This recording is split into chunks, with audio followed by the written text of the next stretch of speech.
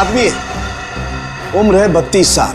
हाल ही में इसे दिल का दौरा पड़ा है, शायद 2-3 महीने में। शराब और सिगरेट पीने की बहुत बुरी आदत है इसे। मिल्क और मिल्क प्रोडक्ट्स बिल्कुल पसंद नहीं करता है। और तकदीर वाला है, शादी नहीं की इसने। सर लगता है बोलती बंद हो गई।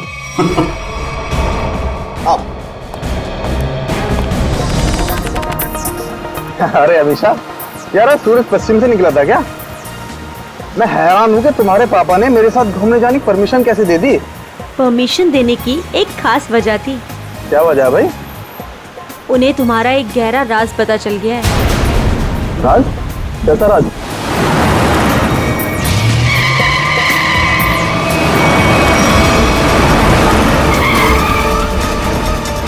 वो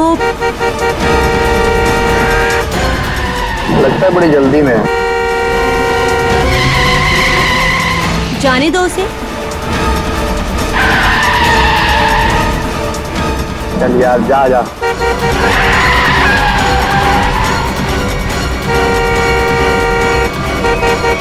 अरे मैम, क्या कर रही हो? आराम से चलो ना। गाड़ी के ब्रेक्स काम नहीं कर रहे।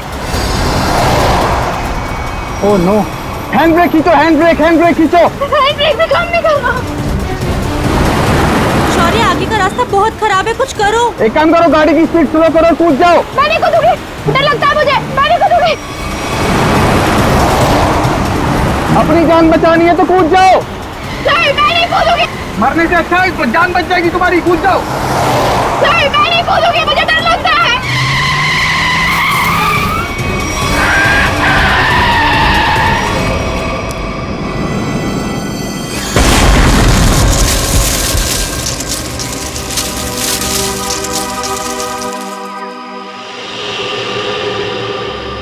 कुछ काम की बात पता चली?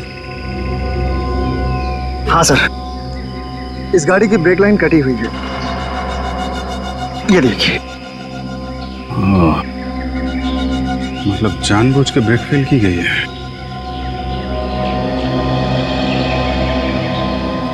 अरे यार, डांस मत कर, काम कर। गरम।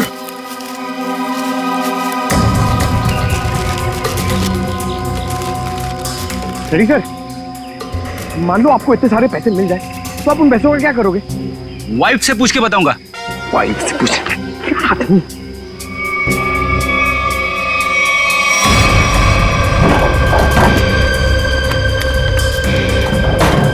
सर, पैसे इस बैग में। इतने सारे रुपए लेके ये जा कहाँ रही थी? एक बार होश में आ जाए तो आगे की कहानी पता चले। सर, ये तो अच्छा हुआ ये दोनों उस वक्त यहाँ थे, नहीं तो पायल की जान भी जा सकती थी। ये बात तो है। आप लोगों ने अच्छे नागरिक होने का हक अदा किया है। Thank you sir. मेरी गाड़ी की डिक्की में लाश? किसकी? किसकी हो सकती है? ये सवाल हम तुम्हें पूछ रहे हैं पायल। वो लाश किसकी थी? विश्वास कीजिए मेरा, मैं नहीं जानती कि मेरी गाड़ी की डिग्गी में वो आदमी कहां से आए। और वो 1 करोड़ रुपए, उसके बारे में तो तुम जानती होगी, हैं?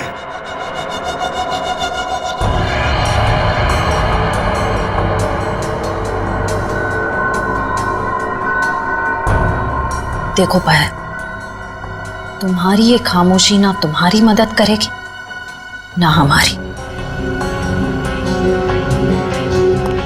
तुम्हारी गाड़ी में हमें 1 करोड़ रुपए मिले हैं, गाड़ी की डिक्की में एक लाश मिली है, तुम्हारी गाड़ी के ब्रेक्स फेल किए गए थे पायल। तुम्हारा एक्सीडेंट नहीं हुआ, कोई तुम्हें मारना चाहता था, तुम्हारी जान लेना चाहता था, समझ रही हो तुम? मेरे पति आलोक किडनैप हुआ है उनका। क्या?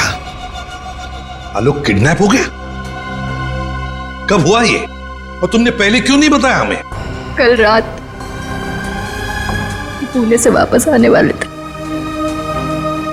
पहुंचे नहीं। मैंने बहुत बार फोन भी ट्राई किया, लेकिन उनका फोन नहीं लग रहा था। सारी रात टेंशन में कटी। सुबह किसी का कॉल आया, उन्होंने कहा कि अगर 1 करोड़ रुपए नहीं पहुंचाए तो आलोक को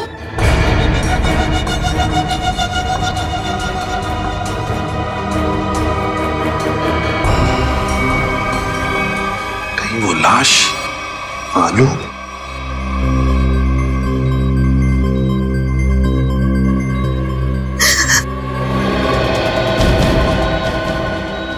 मैडम आप ठीक तो है ना?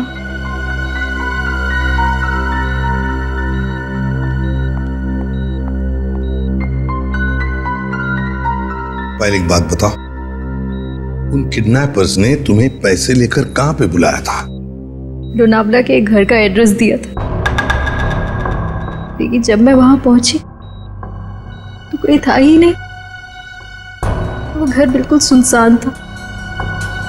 फिर उसके बाद मेरे पास किडनैपर का कॉल आया। उसने कहा कि मुंबई वापस आ जाओ, और रास्ते में गाड़ी की ब्रेक फेल हो गई। ठीक है पायल, अब तुम आराम करो, हम बाद में आएंगे। एक बात, आखिरी सवाल, पायल ये बताओ, क्या आलोक के हाथ की सारी उंगलियां सही सलामत थी? मेरा मतलब है, क्या उसके दाहिने हाथ की ये उंगली थी? जी हाँ, उनकी सारी उंगलियां बिल्कुल ठीक ठाक थी। लेकिन आप ये क्यों पूछ रहे हैं? क्योंकि पायल, उस लाश के दाहिने हाथ की ये उंगली गायब है। इसका मतलब वो आलोक की लाश नहीं। आलोक ठीक है, वो जिंदा है। हो सकता है, तुम जल्दी ठीक हो जाओ।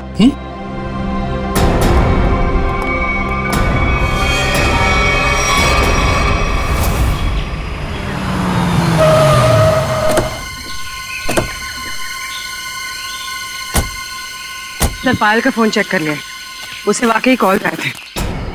कॉल्स आए थे? जी सर। कहाँ से आए थे?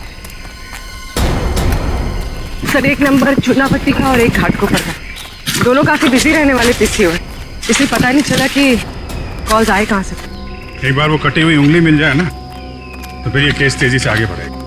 उसी तेजी से सर जिस तरह फ्रेडी सर ट्रेडमिल पे भागते हैं। अरे यार, फ्रेडी के ट्रीटमेंट वाली नहीं, ऐसे तो साल भर लग जाएगा केस में।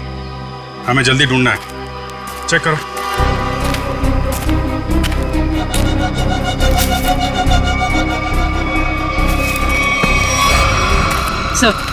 सर मुझे लगता है कि कार जब खाई में गिरी तो इम्पैक्ट इतना जबरदस्त था कि कार की डिक्की अपने आप खुल गई और लाश की उंगली कट गई। हो सकता है, कार के डिक्की में उंगली तो मिली नहीं। इसका मतलब ये साफ है कि उंगली यहीं कहीं है, इसी जंगल में। ध्यान से ढूंढो।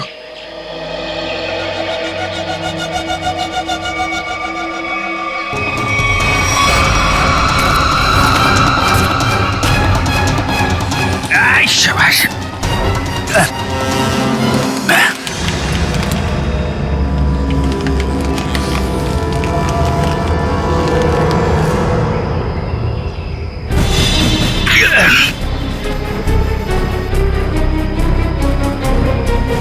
सर,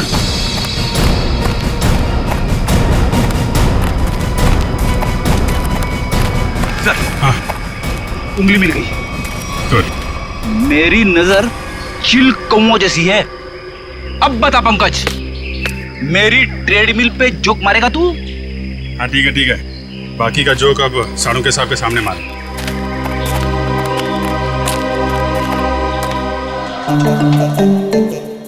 क्या हो रहा भाई? क्या घुसफुस क्या हो रही है? सानू के साथ आप फेंक तो नहीं रहे? नहीं, नाखून देख के कोई इतना सब कुछ कैसे बता सकता है? ला अपने नाखून दिखाओ, दिखा ना। ला तुम्हारा दो। सर इसके लिए उंगली तो नहीं काटनी पड़ेगी ना? काटनी तो पड़ेगी, लेकिन कोई बात नहीं, अभी भी वैसे ही बता दे। करना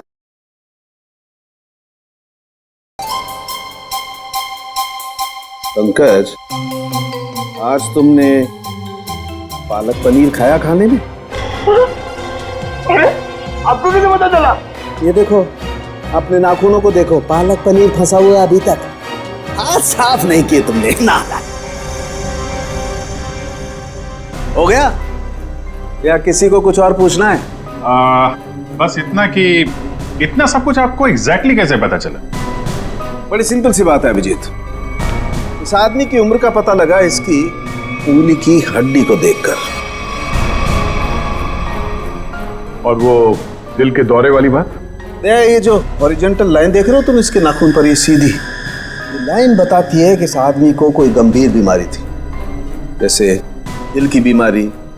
मतलब कि हार्ट अटैक। और ये सिगरेट और शराब की बात तो इसके नाखून के कलर से ही पता चल गई होगी आपको। My God. सर ये बताइए ना कि वो दूध नहीं पीता था, ये आपको कैसे पता चला? देखो पंकज, यहाँ देखो, इसके नाखून में यहाँ ये जो सफेद सा पैच है ना, ये बताता है कि इस आदमी को कैल्शियम की कमी थी। और कैल्शियम की कमी तभी होती है जब इंसान दूध या दूध से बनी हुई चीजें नहीं खाता है। सालुंके साहब, सबसे बड़ी बात, नाखून देख के आपको ये कैसे पता चला कि इस आदमी की शादी नहीं हुई है? मजाक था। अरे मजाक था यार, काम ही काम करेंगे, मजाक नहीं करेंगे। हाँ? मेल चेक करो।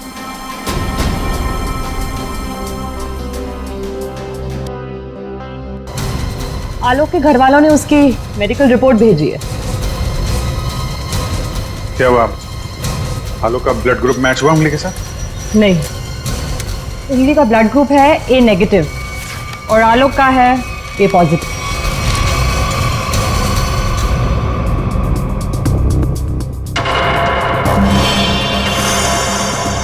नो, पायल की गाड़ी में जो लाश मिली थी वो आलोक की नहीं, किसी और की है। आलोक की किडनैपिंग में अचानक अब ये किसकी लाश आ गई?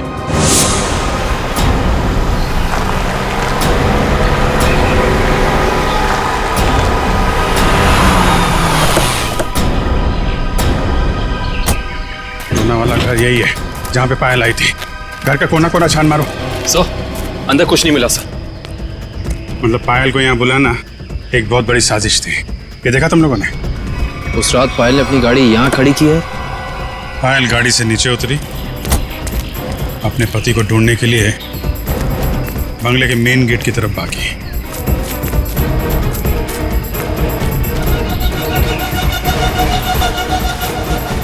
जब पायल बंगले के उस तरफ थी तो किडनैपर्स आए और उन्होंने लाश को डिक्की में डाल दिया।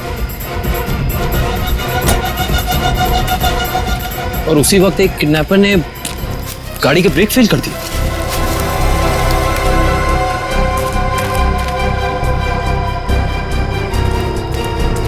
और जब पायल यहां वापस आई, लाश डिक्की के अंदर और गाड़ी के brake fail.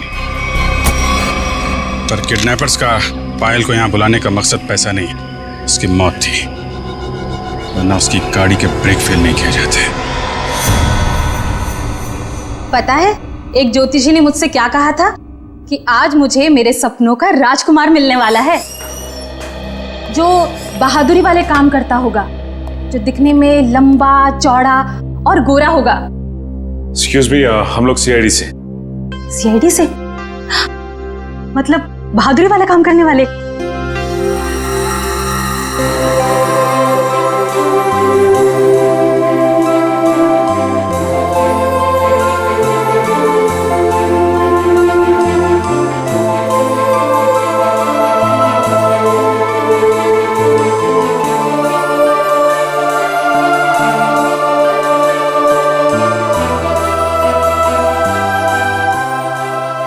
Excuse me ma'am, कहाँ खो गई आप?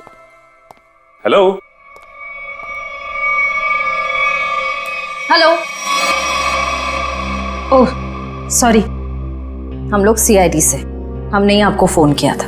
हमें उन पेशेंट्स की फाइल्स चाहिए जिनकी उम्र 32 साल की है और जिन्हें हार्ट अटैक हुआ था। अब जी हाँ, अब मैंने निकाल के रखी है।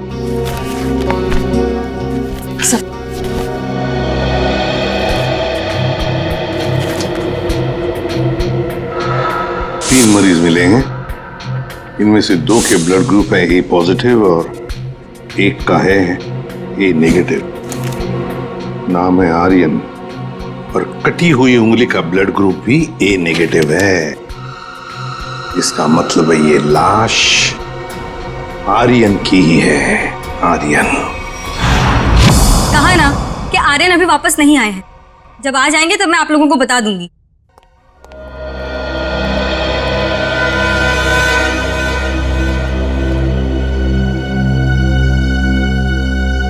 ये आर्यन का घर है ना? जी। आप? जी मैं उनकी असिस्टेंट रीटा। और आप लोग? सीआईडी। सीआईडी? कुछ हो गया है क्या आर्यन को? रीता, हमें एक लाश मिली है और हमें शक है कि वो लाश आर्यन की है। ये आर्यन कुछ दिनों से घर से गायब था। सर 2 दिनों से उनको कुछ नहीं पता था। अभी ऑर्गेनाइजर्स के ही कॉल आ रहे थे। वैसे आर्यन की आखिरी अपॉइंटमेंट या मीटिंग किसके साथ हुई या किसके साथ होने वाली थी, कुछ लिख के रखा है तुमने?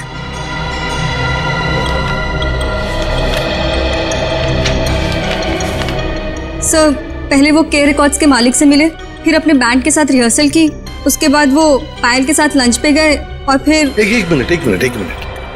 पायल के साथ लंच? ये पायल कौन है? सर पायल उनकी बहुत अच्छी दोस्त है। क्या ये वही पायल है? हाँ यही है पायल। आप जानते हैं इसे? रीता, ये आर्यन के साथ और कौन होता है घर में? सर एक बूढ़ी माँ है बस, जो अभी कोलकाता में है। उसका एड्रेस दे दो हमें। हाँ सर इसी डायरी के लास्ट पेज पर है। ये रहा सर। काम करते हैं, आर्यन की माँ का ब्लड सैंपल मंगवाते हैं। देखते हैं डीएनए मैच करके पता चल जाएगा कि वो कटी हुई उंगली उस जली हुई लाश की है या किसी और की। मिला था, उससे कुछ पता चला? हाँ, उसकी डीएनए रिपोर्ट भी आ गई है और उससे पता ये चला है कि वो कटी हुई उंगली जो है वो आर्यन की है। ये कटी हुई उंगली आर्यन की है ये तो साबित हो गया था, तो जरूरी तो नहीं है ना कि लाश भी आर्यन की हो। हाँ? आपको लाश का डीएनए तो मिला नहीं है। यही तो मैं कब से ढूंढने की कोशिश कर रही हूँ दया, कि कहीं कोई ठीक ठाक स्थिति वाला टिश्यू भी मिल जाए। और आंसू पोंछने के लिए कोई टिश्यू पेपर भी नहीं मिला। मजाक का टाइम है ये? हाँ? देखने रात तारिका जी कितनी परेशान है, काम धाम कुछ नहीं और तो चलो एक पल के लिए मान लेते हैं कि कटी हुई उंगली के साथ साथ ये लाश भी आर्यन की। अब सवाल ये उठता है कि आर्यन की लाश पायल के कार में कैसे? अरे सर, आर्यन की असिस्टेंट बता रही थी ना कि आर्यन और पायल बड़े अच्छे दोस्त थे। अच्छा, ये चक्कर है, पति पत्नी और दोस्त। पायल जी घर पे भी दवाइयाँ टाइम से लेते रहिएगा, जल्दी ठीक हो जाएंगी। थैंक यू सिस्टर, बहुत ख्याल रखा है आपने मेरा। Thank you very much.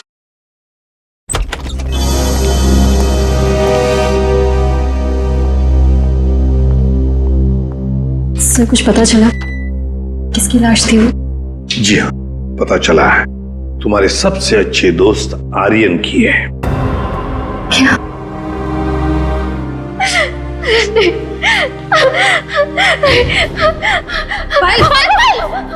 पायल, संभाल, आओ इधर बैठो, आराम से, ध्यान से बैठो इधर।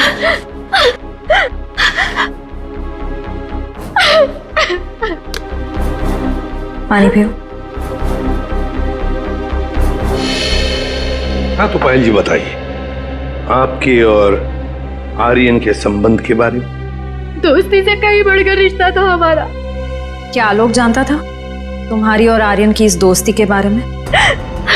नहीं, आलोक को पड़ी ही कहाँ थी मेरी जिंदगी में क्या होता है क्या नहीं होता है उसे कोई फर्क नहीं पड़ता था। बहुत जल्दी अलग होने वाले थे हम लोग। फिर मेरी मुलाकात आर्यन से हुई,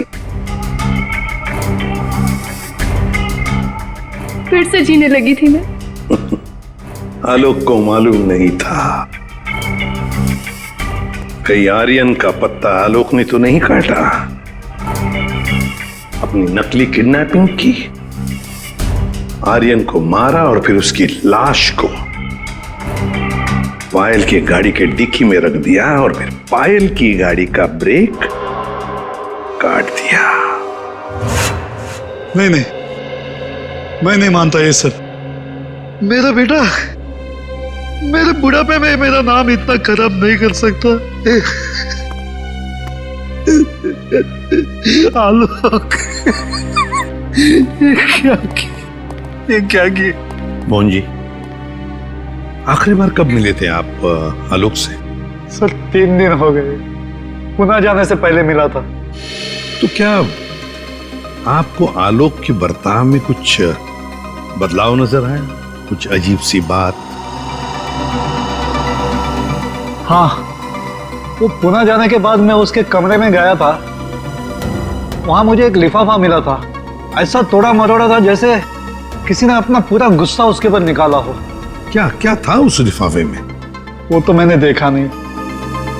अगर वो लिफाफा है अभी भी तो मैं उसे देखना चाहूंगा।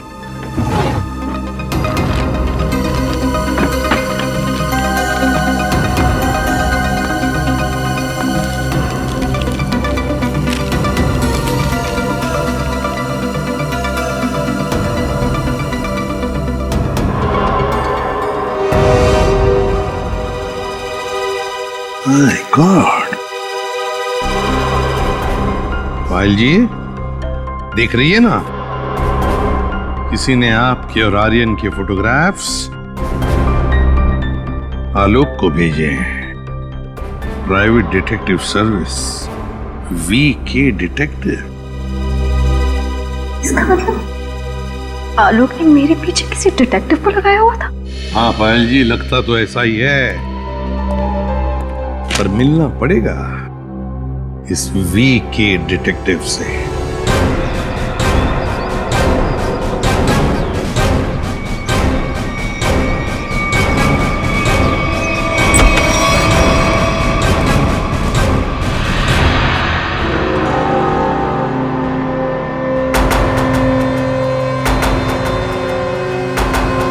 मनीष, डिटेक्टिव मनीष। ठीक पहचाना आपने। क्या करें, डिटेक्टिव का पेशा ही ऐसा होता है कि कुछ भी करना पड़ता है। खैर, आप बताइए किस पर जासूसी करवाना चाहते हैं? CID को प्राइवेट डिटेक्टिव की जरूरत नहीं पड़ती। CID? ये फोटो तुमने खींचे? हाँ, ये पायल कुमार केस में मैंने खींची थी। किसके कहने पे? उसी के पति आलोक के कहने पर। आलोक? हाँ, और जैसे ही मैंने उसे ये फोटोज दिखाई, उसने ऐसे रिएक्ट किया जैसे उसे 2000 वोल्ट्स का झटका लगा। अजीब अजीब बातें करने लगा कि पायल को छोड़ेगा नहीं, उसे मार डालेगा, खत्म कर देगा। ठीक है Manish, thank you very much. Alok को जो कुछ करना था उसने कर दिया, अब बारी CID की है। की बात, अब DNA मिला ना सर? दया, हम लोग कभी कच्ची बात करते नहीं। फिर भी अगर आप लोगों को कंफर्मेशन चाहिए ही चाहिए तो भैया तारिका खड़ी है ना सामने, पूछ क्यों नहीं लेते? नहीं, तारिका जी ने बोल दिया, इसमें कंफर्मेशन की क्या बात है? नहीं, वैसे कंफर्म ये करना है कि उंगली जो है वो तो आर्यन की है ना? जी हाँ, ये कंफर्म है कि उंगली आर्यन की, और ये भी कंफर्म है कि ये लाश आर्यन की नहीं है। तो फिर ये लाश किसकी है? कहीं ये पायल के पति आलोक की तो नहीं? ये लाश आलोक की है या नहीं, ये बात अब हमें उनके पिता मोहन जी बताएंगे। नहीं नहीं, मैं मर जाऊंगा लेकिन DNA टेस्ट के लिए कोई सैंपल नहीं दूंगा। मैं कह देता हूं, कोई सैंपल नहीं दूंगा। आप लोग सोच भी कैसे सकते हो कि मेरा आलोक इस दुनिया में नहीं है? नहीं, देखो, मैं बोल देता हूं। मोहन जी, सीधे बैठ जाइए, चलिए आइए। तो मेरी बात ध्यान से सुनिए। अगर आपका आलोक जिंदा है, मैं तो चाहता हूं कि आलोक जिंदा ही हो, मगर इसकी तसल्ली के लिए हमें आपका सलाइवा सैंपल जरूरी है, ताकि हम डीएनए टेस्ट करके ये पता लगा सकें कि आलोक जिंदा है ना? Doctor please sir.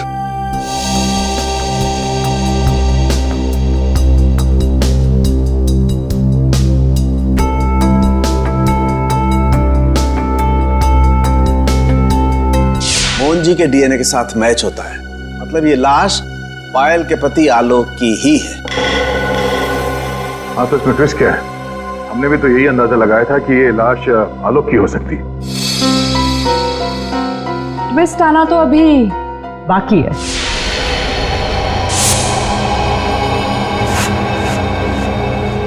अरे ये क्या? पूरा घर उथल पुथल किया। हाँ, मोहन जी, मोहन जी, पायल, देखो पूरा घर, देखो कहाँ। मोहन जी, पायल, मोहन जी, पायल, मोहन जी, पायल।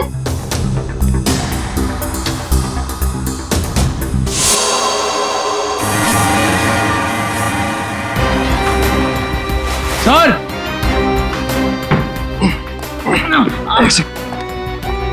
बहुत दर्द हो रहा है। क्या हुआ? दिखता कैसा है वो आदमी?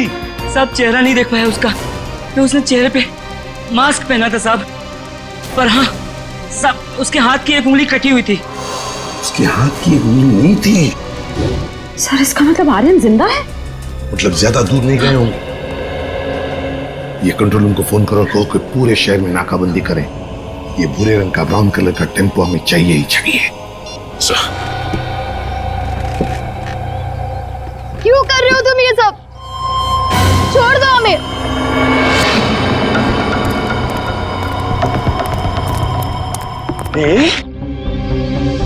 ताकि अपने देश के लिए मेडल ला सकूं। निशानेबाजी में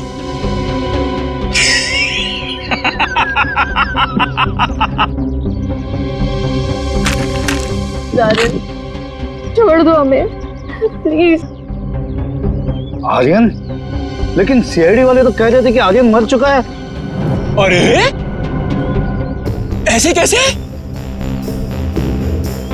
पिताजी की आज्ञा के बिना तो बेटा कुछ भी नहीं करता, और आप चाहते हैं कि आपका आशीर्वाद लिए बिना मैं दुनिया से नहीं नहीं नहीं नहीं नहीं नहीं, मैंने कहा पाए लागू पिताजी। हैं? क्या हुआ? चौंक गए? पिताजी मैं आपका बेटा। याद नहीं आया? अरे आप मुझे और मेरी माँ को कोलकाता छोड़कर आ गए थे अकेले, अभी भी याद नहीं आया? याद आया? हाँ, ये सब उसी का बदला है। माफ करो बेटा, बेटा माफ करो। मैं मजबूर था बेटा। सॉरी पिताजी, मैं भी मजबूर हूं पिताजी। क्या करूं? आपका बेटा हूं ना। आप ही का खून दौड़ रहा है मेरी रगों में, तो ये तो ये माफी जैसी अच्छी चीज हो नहीं ना सकती फिर मेरे अंदर, है ना? पहले आप मुंबई आए, वाह वाह वाह वाह वाह। दूसरी शादी की,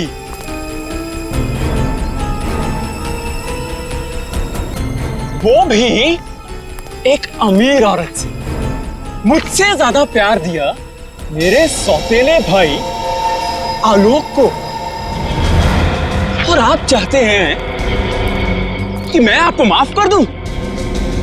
मैं आपको सिर्फ और सिर्फ मौत देने आया, सिर्फ मौत। बेटा तुम्हें अपनी माँ की कसम बेटा। जानते हो ये बदला लेने के लिए मैंने कितनी कुर्बानियां दी हैं? ये देखो, अपनी उंगली तक काट दी मैंने। देखो पिताजी, देखो।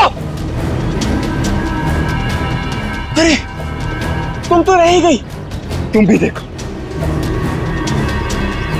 पहले मैंने तुम्हारे आलोक को मारा, लेकिन मौत सबको दूसरा मौका नहीं देती, पर तुम्हें दे रही है एक बार फिर से मरने का।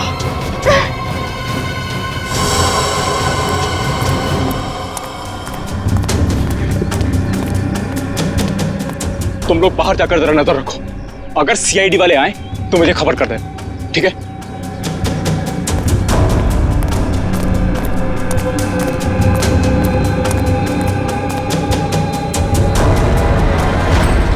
बदले से कोई बड़ा नहीं बनता आर्यन, और तुम्हारा बड़प्पन उसी में कि हमें छोड़ दो। वैसे भी आलोक की मौत के बाद ये जिंदगी सजा से ज्यादा और कुछ नहीं है हमारे लिए। हमें छोड़ने में ही तुम्हारा बदला पूरा होगा। जाने दो, प्लीज जाने दो। वाह, फिलॉसफी है। डायलॉग तो बड़े अच्छे मार लेती हो, है ना? लेकिन इतने भी अच्छे नहीं मारती हो कि एक मुजरिम का मन बदल सके, समझी? अब मरने के लिए तैयार हो जाओ।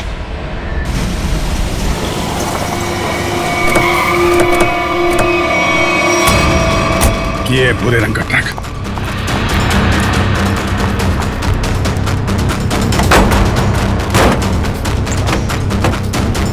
कोई भी नहीं। उस तरफ सर।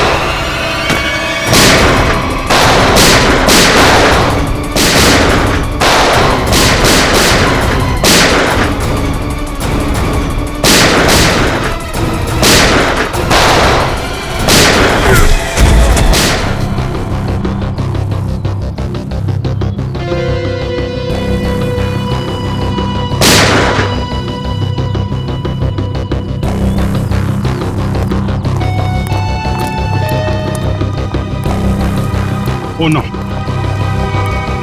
मोहन जी, मोहन जी, ये तो मर गए।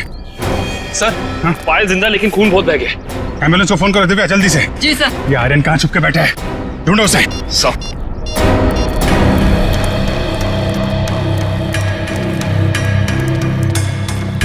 उंगली भी कटी हुई। ओ, तो ये चक्कर है। ये मनीष नहीं है। अपने पिता और आलोक से बदला लेने के लिए इसने अपनी उंगली तक काट दी। सर, पर ये मरा कैसे होगा? पायल के हाथ में गन है ना।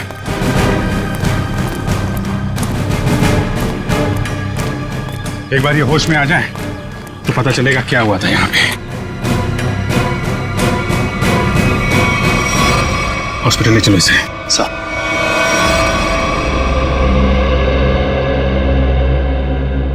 अब कैसी हो पायल? ठीक हूँ सर।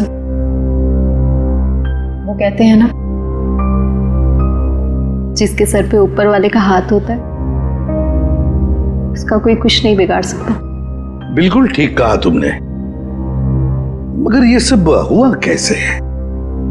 सर, आर्यन ने पहले मेरे ससुर जी को गोली मारी। नहीं। उसने मुझे गोली मारी। प्लीज आर्यन, मुझे मत मारो। आर्यन प्लीज, प्लीज छोड़ दो मुझे। गोली मुझे कंधे पर लगी। उसे लगा कि मैं मर गई। मेरे करीब आया, मैं उठी और उसके साथ हाथापाई हो गई। हाथापाई में गलती से गोली चल गई और आर्यन मारा गया।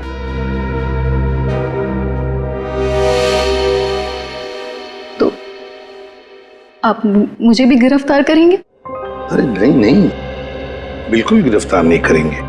तुमने तो अपनी जान बचाने के लिए सब किया है ना। नहीं, कानून इसका ख्याल रखता है। एक बार ये सब कुछ खत्म हो जाए, चली जाऊंगी शहर से दूर, बहुत दूर, नए सिरे से अपनी जिंदगी शुरू करूंगी। ठीक है पायल, बेस्ट ऑफ लक। चलो।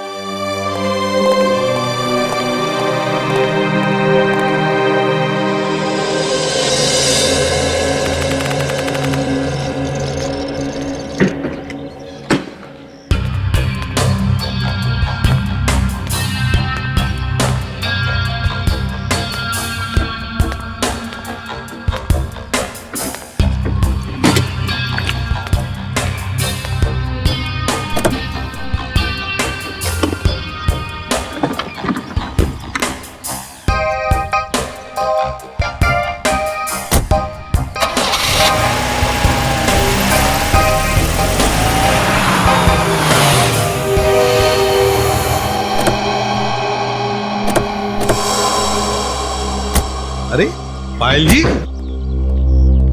जाने की तैयारियां हो गई? अच्छा हुआ आप लोग आ गए। मैं आप ही लोगों से मिलने आ रही थी, सोचा जाने से पहले एक बार आप लोगों से मिल लो। ओह, नहीं नहीं, अरे हमने तो तुम्हारे लिए तोहफा लाया है, आपकी नई जिंदगी जो शुरू होने वाली है। मेरे लिए तोहफा? Thank you so much. Shreya sir,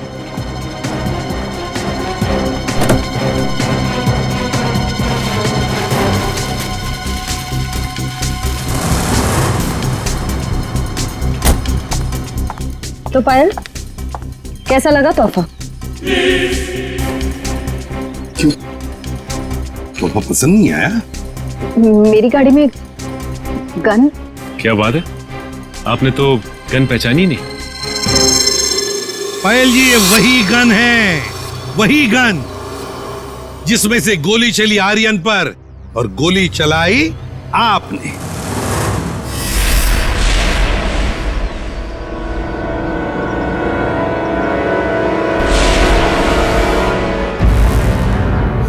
आपने जैसे कहा था कि आर्यन की गन में से गोली चली, नहीं, गोली तो आपने इस गन से चलाई थी।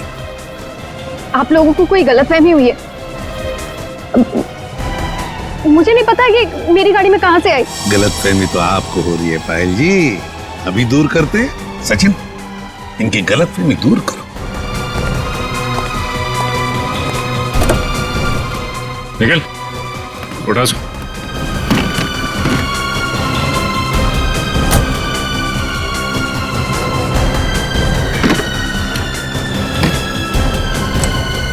ये देखिए। क्यों पायल जी, ये तोहफा तो पसंद आएगा ही, सभी को पसंद आता है ये तोहफा, है ना?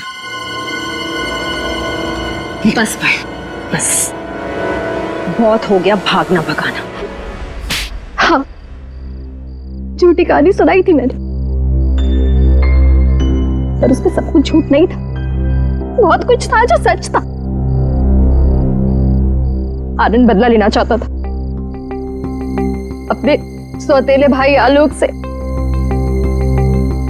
और अपने पिता मोहन से, और इसलिए आर्यन ने तुम्हें अपने प्यार के जाल में फंसा दिया ताकि तुम उसकी मदद कर सको, है ना? पर वो ये नहीं जानता था कि जब वो मोहन और आलोक को मार डालेगा तो मैं भी उसे धोखा दे दूंगी और सारी दौलत मेरी हो जाएगी।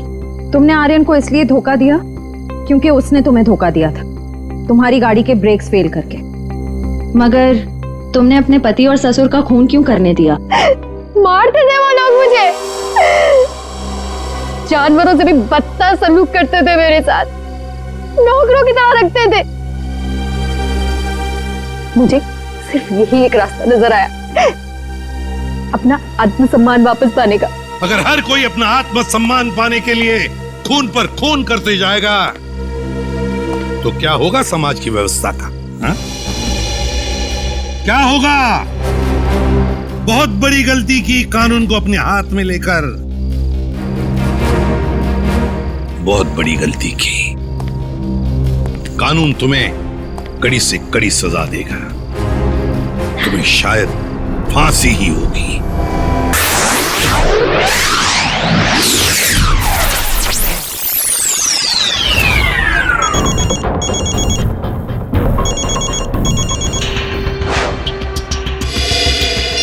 तारिका फोन क्यों नहीं उठा रही?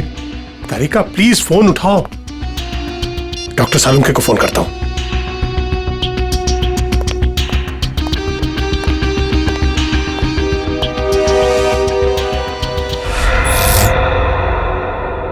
लाइट को क्या हुआ?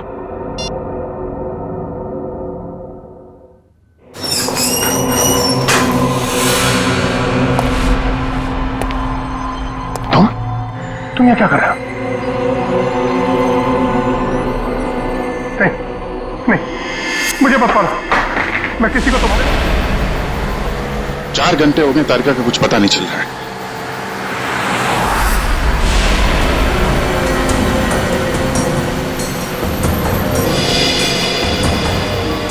सर, तारिका का मोबाइल आसपास ही दिखाई दे रहा है।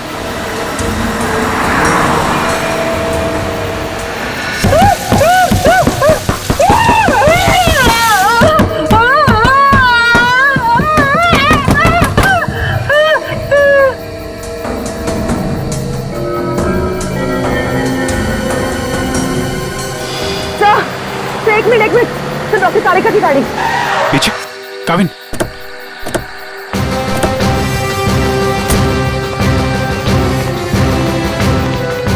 तारिका, तारिका,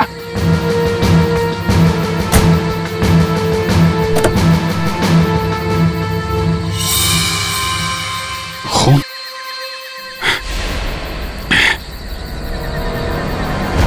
कुछ हुआ है तारिका को? खून है यहाँ पे। डॉक्टर जगन, डॉक्टर जगन, अरे कुछ देर पहले फोन किया था, अब अंधेरा है, गया कहाँ ये? देखो जरा, लाइट लगा।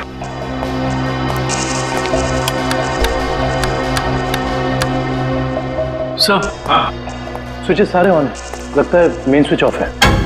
मेन स्विच ऑफ है? कमाल है।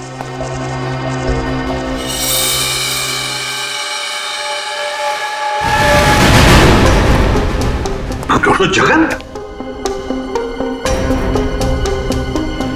सर, ये तो मर चुके हैं। सर, कहीं ऐसा तो नहीं कि खूनी को पता चल गया हो कि डॉक्टर जगन हमें कुछ बताने वाले थे, इसलिए? कुछ समझ में नहीं आ रहा सर। पहले तारिका का गायब होना और अब जगन जी का खून। वही तो। तारिका, तारिका जी, डॉक्टर तारिका। तारिका!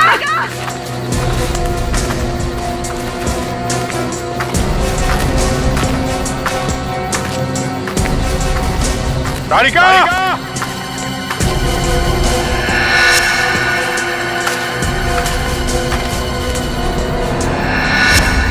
ओह, ये तारिका का ईयररिंग। ईयररिंग यहाँ पर? यहीं होगी। फोन लगा, फोन लगा।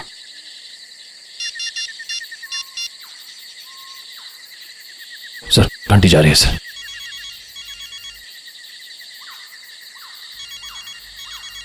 सर, उस तरफ। हाँ सर।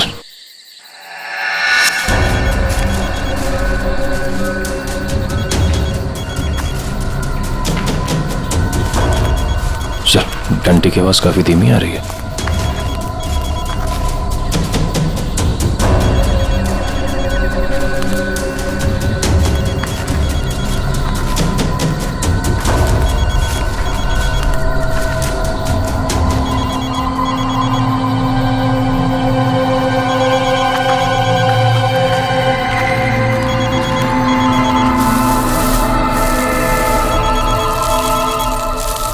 सर, खून मिट्टी के नीचे दबा हुआ है। वो नहीं डॉक्टर, तारिका नीचे है। जल्दी खोलो इसको।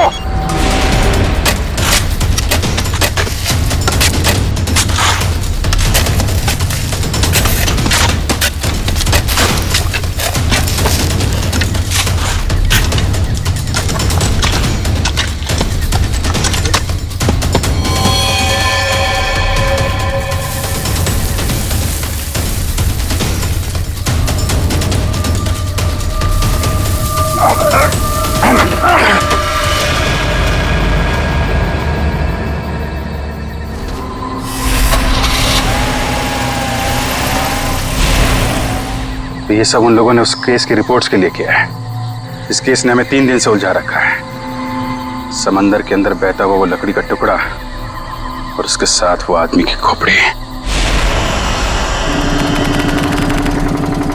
लगता है कोई बड़ी मछली फंसी है जाल में। खींच खींच, अरे ये तो कोई लकड़ी का टुकड़ा फंसा हुआ है जाल में। खींच, अरे जल्दी निकाल, नहीं तो जाल फट जाएगा। खींच। ये काई हमें ये बताती है कि ये लकड़ी और ये खोपड़ी काफी बरसों से समुद्र में अपना डेरा जमाए हुए थी। फिर तो सालुंके साहब ये भी पता चल जाएगा कि ये खोपड़ी समंदर के किस भाग में थी, और साथ ही साथ पक्के तौर पे ये भी पता चल जाएगा कि कितने समय तक थी। हाँ, पता चल सकता है। अरे क्या काम करो, इस खोपड़ी पर से जितने भी बैक्टीरियाज मिले उनका अच्छी तरह से एनालिसिस करो। इससे उनकी उम्र का पता लगेगा और बाद में हम इस खोपड़ी का रिकंस्ट्रक्शन करेंगे। सॉरी डॉक्टर सालुंके, थोड़ा लेट हो गया। अरे यार, एनीवे कोई बात नहीं। बस ये है वो समुद्र से बहती हुई लकड़ी जिसके बारे में मैंने आपको बताया था। Please check it.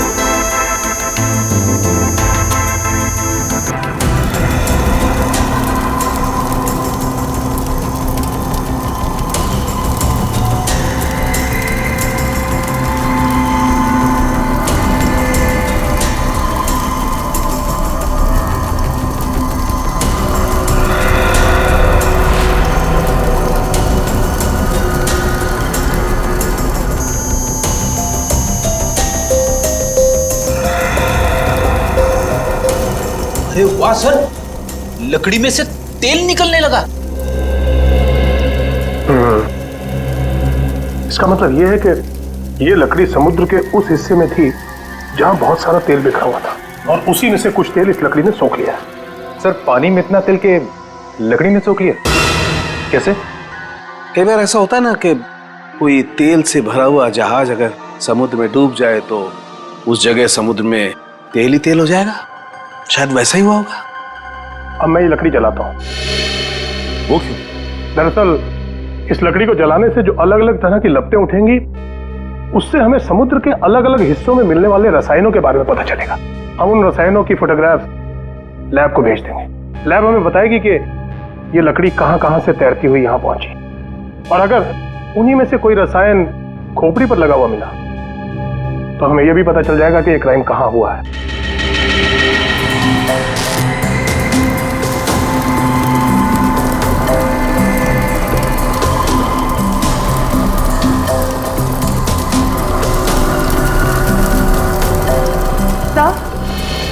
सर, इस खोपड़ी में मिले समुद्री बैक्टीरिया और एल्गी की उम्र लगभग 7-8 साल है। 7-8 साल से समुद्र में? तो इसका एक ही मतलब है कि ये खोपड़ी जिस आदमी की है उसकी मौत समुद्र में 2005 में हुई है। 2005। उन रिपोर्ट से हमें पता चल सकता था वो खोपड़ी कहाँ थी, कहाँ से बह के आई थी। कोई तो है लेकिन जो ये नहीं चाहता कि सीआईडी इस केस की तह तक पहुंचे। किसी के चाहने या ना चाहने से सीआईडी नहीं रुकती।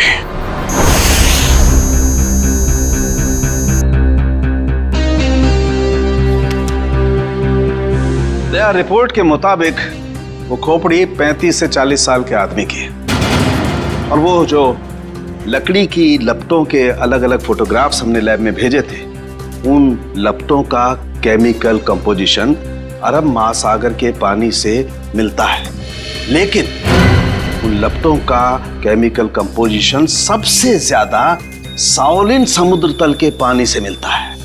इसका मतलब है शाओलिन समुद्र तल से ऊपर उठकर ये खोपड़ी बहती हुई लकड़ी से उलझकर अरब सागर में पहुंची। बिल्कुल। फेरस ऑक्साइड के अंश मिले, फेरस ऑक्साइड, लोहे की जंग। लेकिन सर समुंदर के नीचे एक खोपड़ी पे लोहे की जंग कैसे आ सकती है सर? वही तो। ये खोपड़ी 8-9 सालों से पानी के अंदर थी और बहती हुई एक लकड़ी से जाकर फंस गई, जिस पे से हमें तेल के भी कुछ अंश मिले। हो सकता है ये खोपड़ी किसी डूबे हुए जहाज के मलबे के नीचे दब गई हो।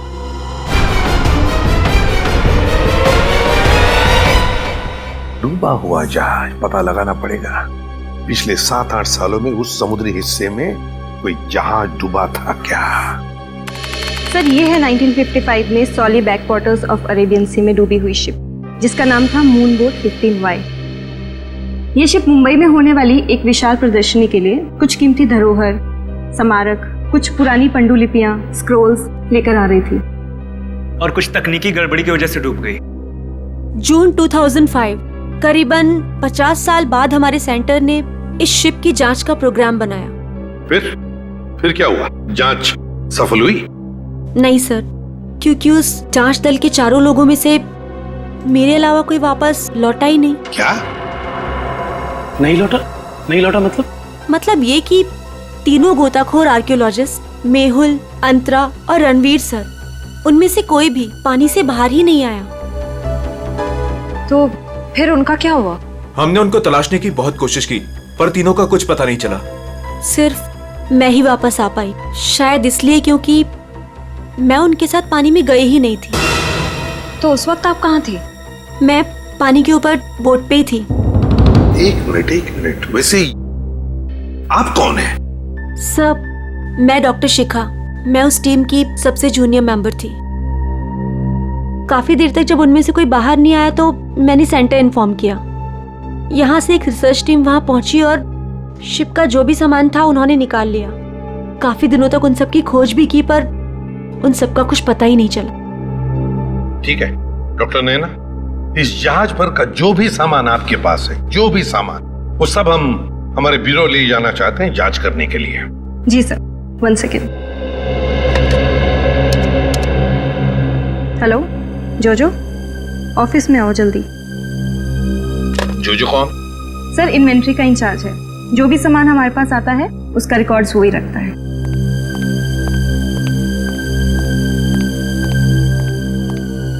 मैडम आपने बुलाया मुझे? हाँ, ये लोग सीआईडी से हैं और इन्हें मून बोट 15Y से मिला हुआ जो भी सामान है वो इन्हें चाहिए। ठीक है सर, मैं आपके ऑफिस में भिजवा देता हूँ, क्योंकि कुछ समय लगेगा कुछ डिटेल और गेट पास बनाने में। ठीक है, कोई बात नहीं। जो ने ये सारा सामान भेजा है मरीन रिसर्च सेंटर से। और तुम इन सारे सामानों को लिस्ट से मैच करके देख रहे हो? हाँ सर, और रणवीर, अंतरा और मेहुल, उन सब की फोटो भी भेजी है ईमेल पे, और उनके रिकॉर्ड्स भी। मयूर वही चेक कर रहा है। गुड, काम करो फ्रेडी, तुम्हारा ये सब लिस्ट चेक होने के बाद में ये सारा का सारा सामान फोरेंसिक लैब में भेज दो। Yes sir.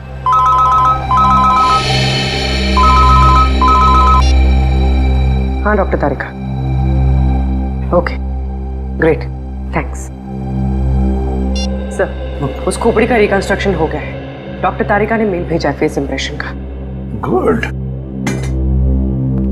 मयूर सर, देखो जरा वो चेहरा चेक करो।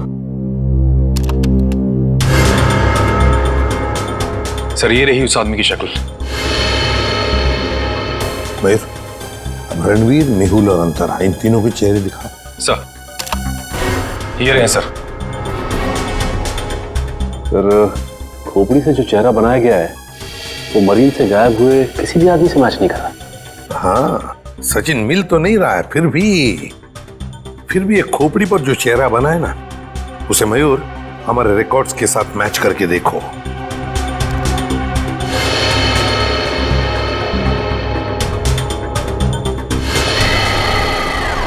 सर ये तो नामी जादूगर सम्राट है जो 2005 में गायब हो गया।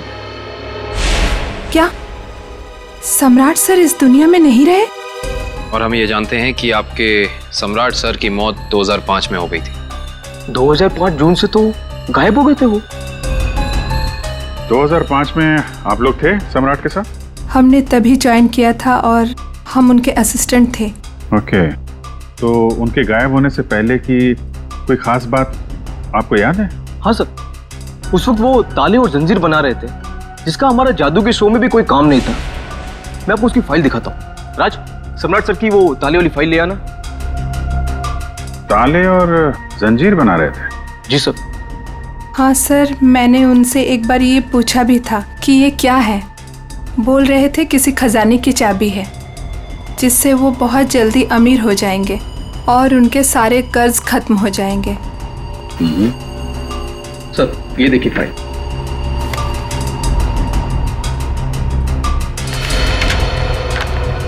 सर, ये ताले जैसे दिखते नहीं हैं, लेकिन ये ताले ही हैं। सर, 4 जून को वो अपने बनाए हुए ताले और जंजीर लेकर चले गए और हमसे कहा कि आज दौलत दरवाजे पर आ जाएगी। लेकिन सर, उस दिन के बाद वो कभी वापस ही नहीं लौटे। तुम लोगों ने पता करने की कोशिश नहीं की? सर, की थी। वो अपने पास कभी फोन भी नहीं रखते थे, कोई परिवार भी नहीं था उनका। हमने पुलिस में भी रिपोर्ट की थी, मगर कुछ पता नहीं चला सर।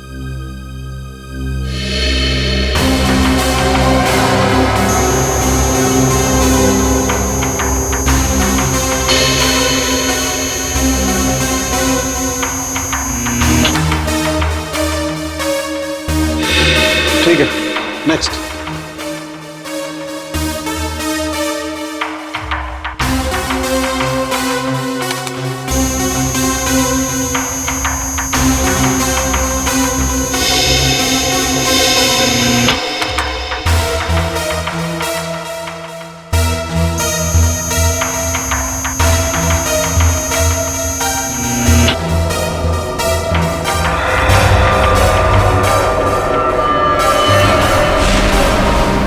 ये कैसे हो सकता है? फिर से स्कैन करते हैं।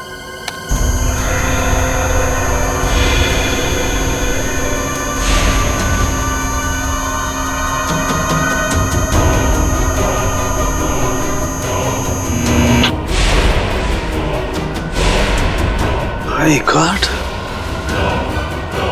ये क्या चक्कर है? हाँ डॉक्टर साहब, क्या हुआ? आपने अर्जेंटली बुलाया? दया, जहाज में से मिले हुए सभी आर्टिफैक्ट्स, ये सारे धरोहर का कार्बन डेटिंग कर लिया है। ये सभी की सभी चीजें 16वीं शताब्दी की हैं, सिर्फ एक चीज को छोड़कर। ये क्या बात कर रहे हैं? मून बोट में मिली तमाम चीजों में एक चीज 16वीं शताब्दी की नहीं है? नहीं सर, इसका मतलब वो चीज मून बोट की हो ही नहीं सकती? बिल्कुल नहीं हो सकती। और वो कोई धरोहर भी नहीं है, वो है एक छोटा सा हथियार।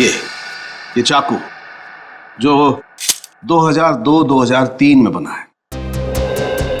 सर, 1955 में ये जहाज डूबी थी और उसमें 10-12 साल पुराना हथियार का मिलना, इसका मतलब है कि समंदर के अंदर पड़ी ये मून बोट, इसमें कुछ ना कुछ तो हुआ है। जब अंतरा, रणवीर और मेहुल गायब हुए थे 2005 में। और सर, सम्राट का भी वहां होना कोई इत्तेफाक तो नहीं हो सकता। सर, इसका मतलब सम्राट का कोई ना कोई संबंध तो जरूर है उस घटना से जिसमें रणवीर, मेहुल और अंतरा की जान गई उस पानी के अंदर। समंदर के गहराई में वहां जाना पड़ेगा जहां पे इस मून बोट का मलबा पड़ा है।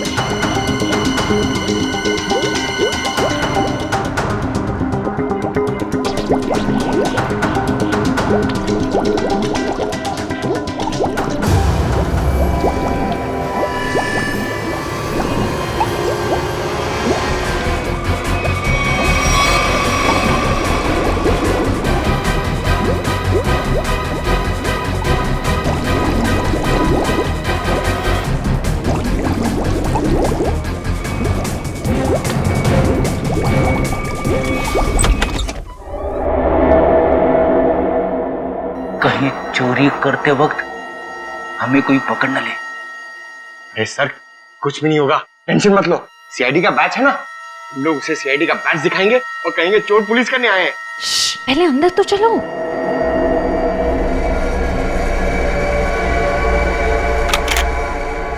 सर अंदर आर्काइव्स रूम में से कोई आवाज आ रही है। आप लोग जाओ, मैं आता हूँ। मरेंगे तो साथ में मरेंगे। आपको जाओ ना। सर वो देखिए, वहां पर कोई है।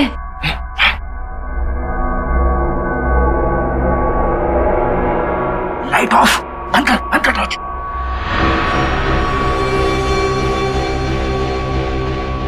हमसे पहले कोई चोर आ गया टेप चुराने के लिए।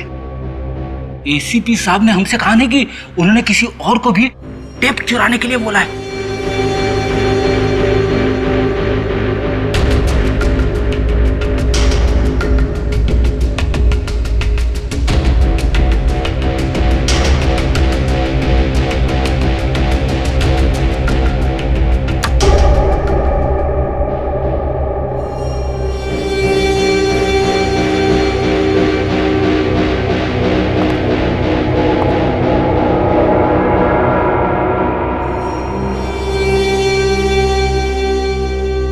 हाथ ऊपर।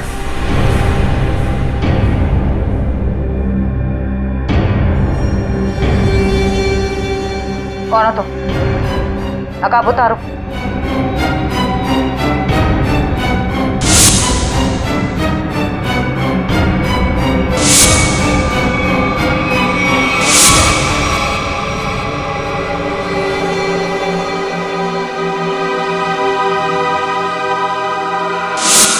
मैं डॉक्टर शिखा, मैं उस टीम की सबसे जूनियर मेंबर थी। शिखा? शिखा तुम? इतनी रात के तुम यहाँ क्या कर रही हो? सब मैंने कुछ नहीं किया है, मुझे जाने दीजिए। सर ये झूठ बोल रही है, इसने कोई टेप्स चुराए हैं। टेप्स? कैसे टेप्स चुराए तुमने? सब मैं बेगुनाह हूँ। मैं बस ये नहीं चाहती थी कि वो मून बोट के टेप्स किसी और के हाथ लगे। क्या है उन टेप्स में? क्या है बताओ जल्दी। सर वो उस टेप में, सर मैं अपना काम कर रही थी, तभी मैंने देखा कि एक बोट सामने से आई और उसमें कुछ लोग थे।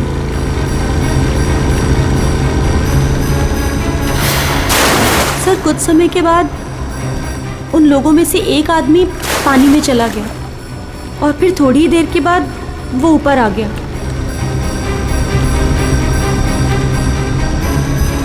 मैं डर गई थी सर, मुझे लगा कि उस खूनी ने मुझे भी देख लिया है और वो मुझे भी मार देगा। मेरी बोट पे भी एक कैमरा था जिसमें सब कुछ रिकॉर्ड हो रहा था। उसी रिकॉर्डिंग के टेप्स लेने आई थी सर। सर इसका मतलब इसने सम्राट का खून होते देखा था, क्योंकि उसी के सर में गोली लगी थी। तुम ये टेप्स पहले भी तो चुरा सकती थी ना, फिर आज ही चोरी करने का क्यों सोचा तुमने? उस वक्त सभी को ये लगा कि ये एक हादसा है, ऐसे में वो टेप कौन देखता। मुझे क्या पता था कि इतने सालों बाद सीआईडी उस दबे हुए केस की फिर से छानबीन करेगी। बहुत बड़ी गलती की तुमने शिखा, जुर्म को छुपाने की। जुर्म छुपाना भी एक अपराध होता है, समझी? अब तो तुम्हें जेल में बैठना पड़ेगा जब तक कानून तुम्हारा फैसला नहीं करता।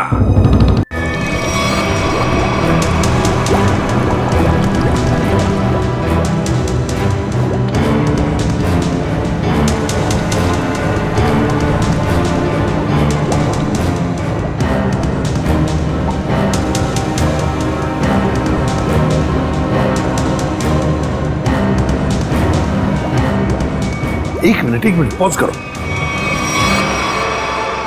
सचिन, जो सामान हमारे पास मरीन सेंटर ने भेजा था उस डूबे हुए जहाज पर जो था वो, उसमें ये मेटल बॉक्स नहीं था, ये संदूक।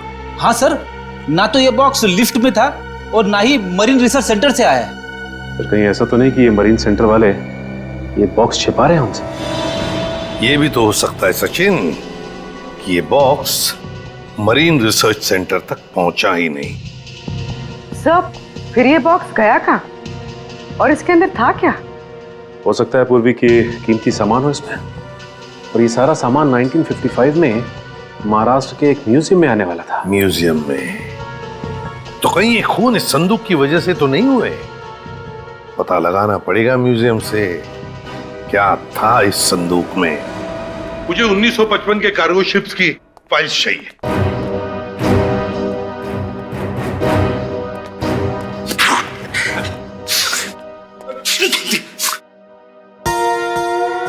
सर, इसमें कितनी धूल है? यहाँ पे साफ सफाई करने की सख्त मनाही है। चीख फैलाओ अभियान की पूरी तैयारी कर रखी है यहाँ पे।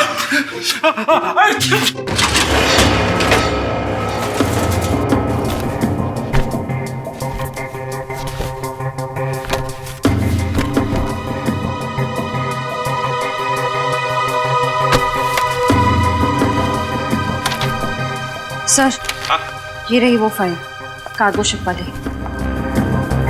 ये देखिए।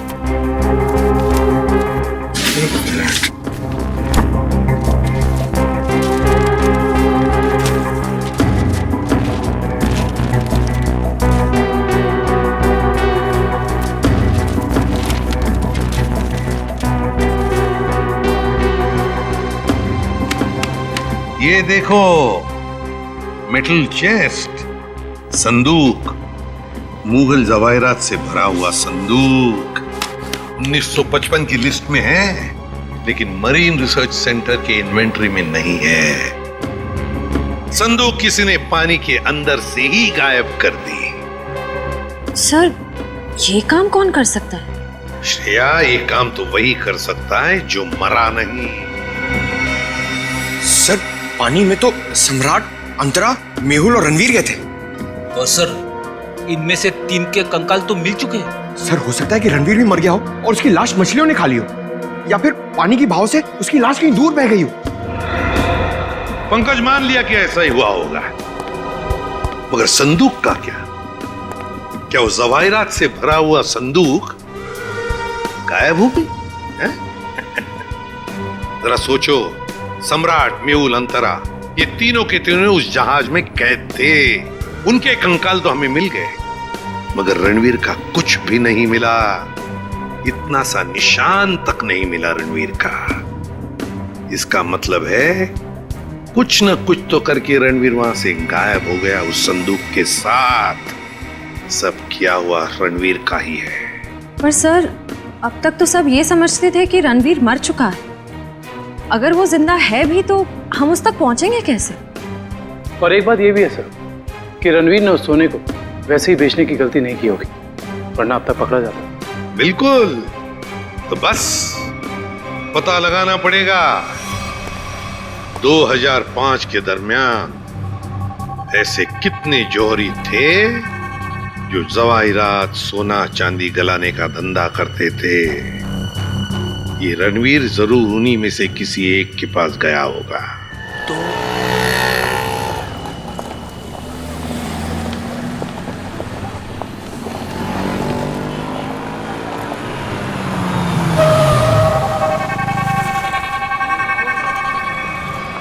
हाँ सर, हम लोग पूरी कोशिश कर रहे हैं सर, अभी तक तो कुछ मिला नहीं सर।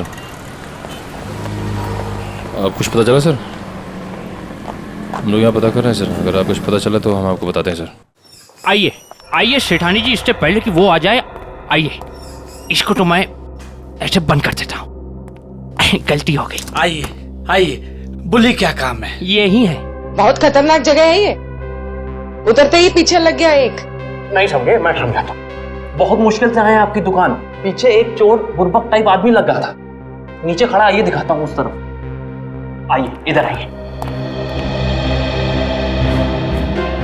वो देखिए, फोन पे बात कर रहा है। लगता है अपने साथियों को बुला रहा है यहाँ पर। बाप रे। आप रुकिए, मैं अभी पुलिस को फोन करता हूँ। हाँ, पुलिस? नहीं। अरे सेठ जी, अरे आप तो कच्चे खिलाड़ी निकले। अरे पुलिस को फोन नहीं करना है, लोग बैठे। हमारा जो माल है ना, ये वाला अलग किस्म का है। अलग किस्म का? बताऊंगा नहीं, दिखाऊंगा। आइए सेठानी जी, कम।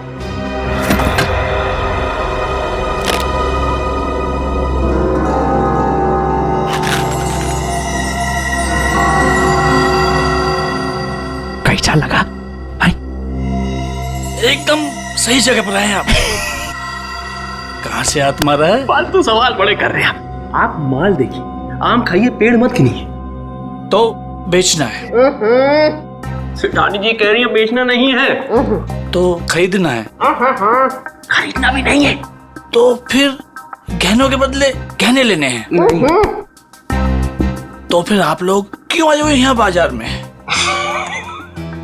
मासूम है, इधर देखिए, हम ये चाहते हैं कि आप इस सामान को पिघला दें। जब बाजार बढ़े, रेट बढ़े, हम धीरे धीरे हौले हौले प्यार से बेचेंगे, पैसे कमाएंगे। आपका काम हो जाएगा। लेकिन आपके काम के डबल रेट लगेंगे। अरे सेठ जी, डबल रेट क्यों? कोई बात नहीं, ये काम पहले किया ना। अरे कैसी बात करते हो? बहुत बार किया, और ये जो आप लेकर आए हैं, ये तो चिल्लर है। 2005 में तो हमने मुगल काल के बने हुए अरबों रुपए के गहने और कीमती धरोहर को गलाया था, और किसी को कानों कान खबर तक नहीं होने दी थी। पूरे 4 दिन तक चलता रहा था ये काम। आइए मेरे साथ। नहीं।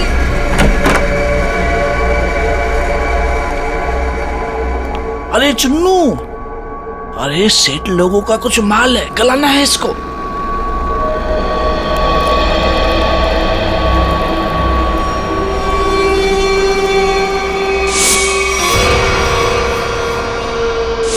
कितना माल है साहब?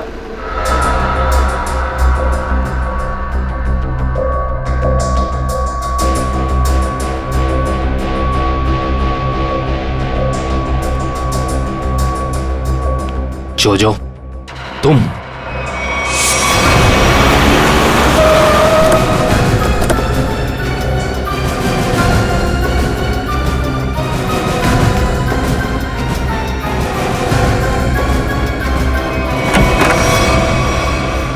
अरे आप कहीं जा रही हैं क्या?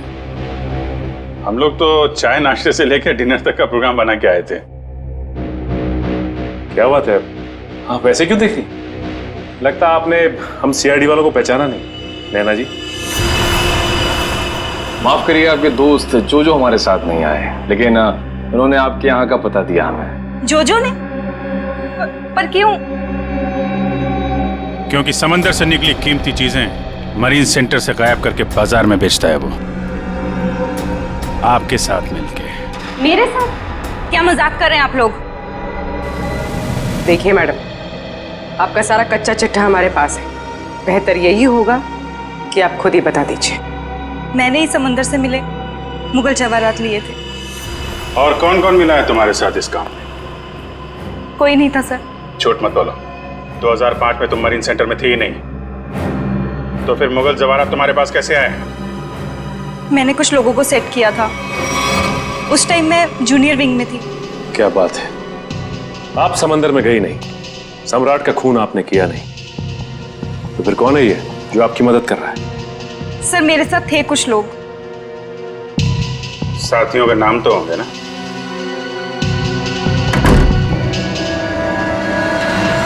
कौन है अंदर? सर अंदर कोई नहीं सर। सर मैं अकेले हूँ सर, किसे देख रहे हैं सर?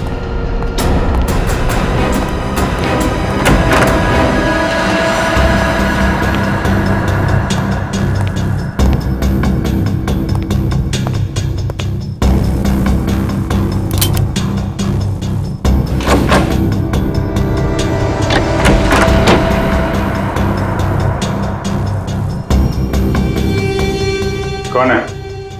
बाहर आ जाओ, बाहर आओ चुपचाप।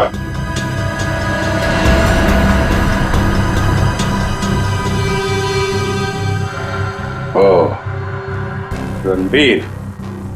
रणवीर? कौन रणवीर? 3 फोन करके इतने सालों से छुपा हुआ। सर मैं तो नैना का पति सिद्धांत हूँ। नाम बदल सकते हो लेकिन चेहरा नहीं। मैं ही रणवीर हूँ। 2005 में मैं और मेरी टीम समंदर पे उस जगह गई थी।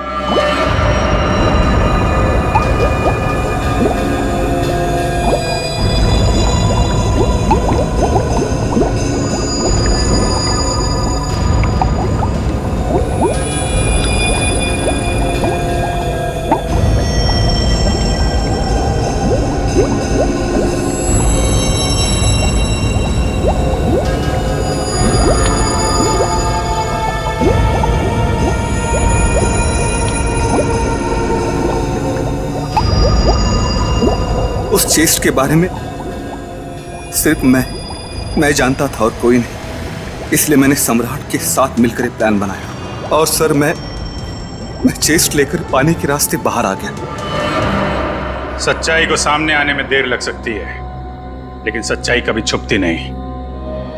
सम्राट को उसके किए की सजा तुमने दे दी, लेकिन तुम्हें सजा दिलाने के लिए सम्राट की खोपड़ी खुद पानी के बाहर आई। तुम दोनों को तुम्हारे किए की सजा कानून जरूर देगा, शायद फांसी होगी। इस तरह के और भी एपिसोड देखने के लिए हमारे चैनल को सब्सक्राइब करें और बेल आइकन दबाना ना भूलें।